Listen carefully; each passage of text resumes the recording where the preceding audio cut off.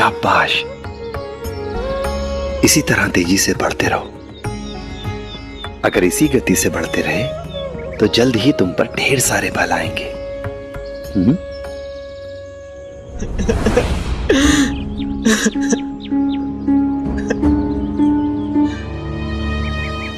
क्या हुआ? रो क्यों रहे हो? रो नहीं तो और क्या करूं? मेरे जिंदगी में मेरे साथ कुछ ना कुछ बुरा ही हो रहा है।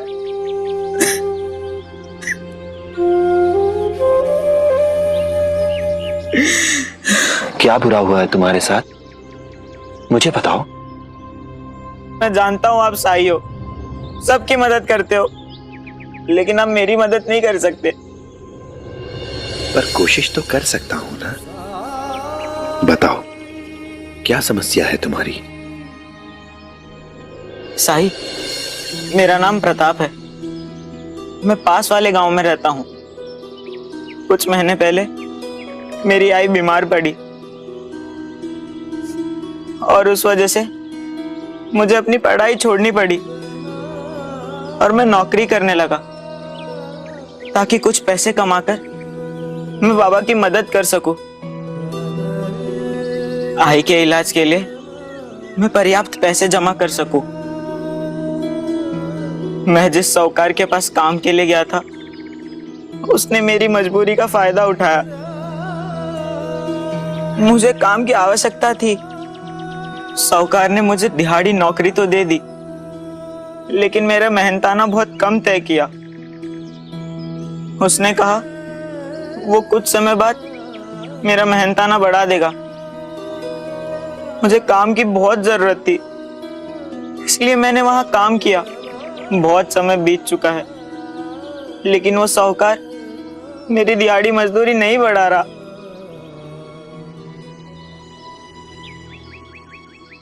तो दूसरा काम तलाश कर लो।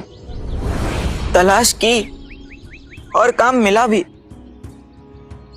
लेकिन मेरे नए मालिक को पता चल गया कि मेरा पुराना मालिक मुझे कितना मेहनताना देता था, और मेरे नए मालिक ने भी मुझे उतना ही मेहनताना देने की पेशकश की। सब मेरी मजबूरी का फायदा उठा रहे। मैं हार मान चुका हूं अपनी किस्मत से और अपनी जिंदगी से भी। जीवन में हार मान जाना इंसान के जीवन का सबसे बड़ा दुर्भाग्य होता है। इसलिए कभी भी हार मत मानना, क्योंकि मन के हारे हार है और मन के जीते जीत। अगर तुम कोशिश करते रहे तो एक न एक दिन तुम्हें वो काम जरूर मिलेगा जिसके कि तुम लायक हो। वक्त लगता है,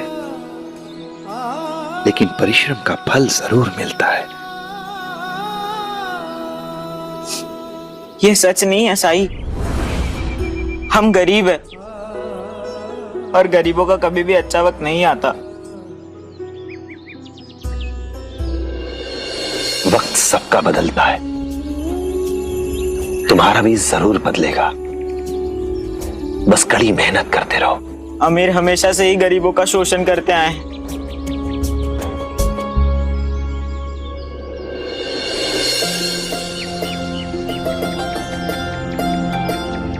आओ मेरे साथ। आप मुझे यहाँ क्यों ले आए? तुम्हें ये दिखा। यहाँ क्या है? ध्यान से देखो।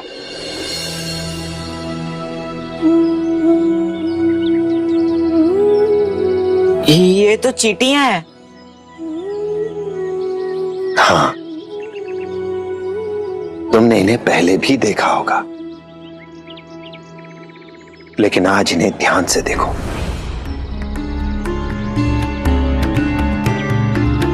ये तो सबके सब ऊपर की ओर जा रही हैं। इसमें ध्यान से देखने वाली क्या बात है?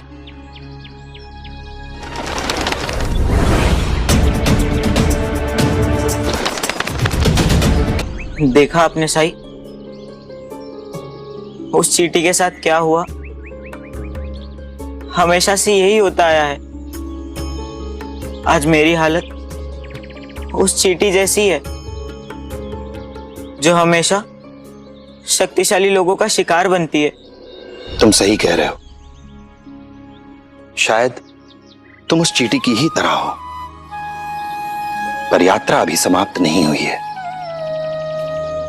भले ही आज पंछी चींटी को उठा ले गया हो, उसने चींटी को खा लिया हो, पर यह स्थिति हमेशा नहीं रहेगी।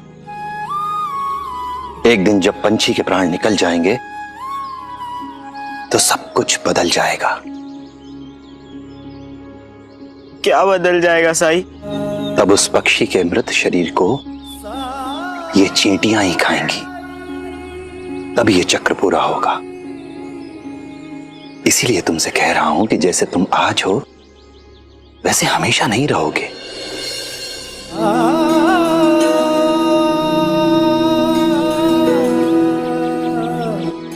देखा तुमने, इस टहनी को तोड़ना कितना आसान था, क्योंकि ये अभी कमजोर है।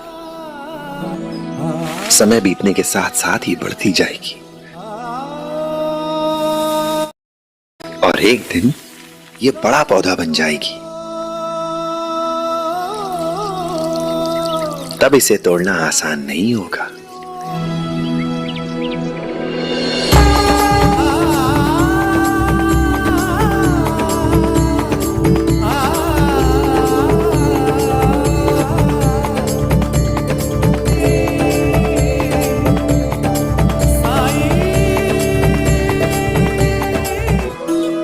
हाँ साईं, मैंने अभी देखा। प्रताप, हम सभी में बड़ा बनने की, शक्तिशाली बनने की क्षमता होती है।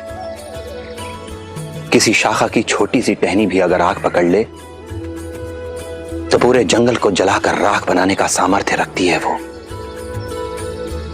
इसलिए हमेशा कोशिश करते रहना, क्योंकि कोशिश से बढ़कर दूसरा कोई उपाय नहीं है।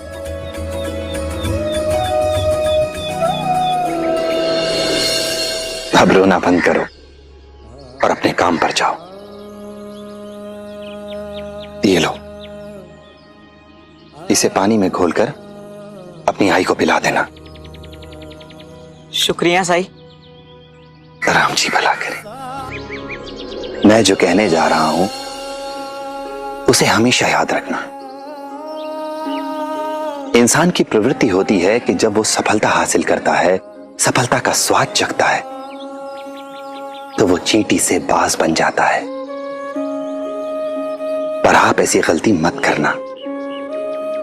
सफलता प्राप्त करने के बाद भी खुद को विनम्र बनाए रखना। याद रखना कि आपके आसपास भी चींटियां मौजूद हैं।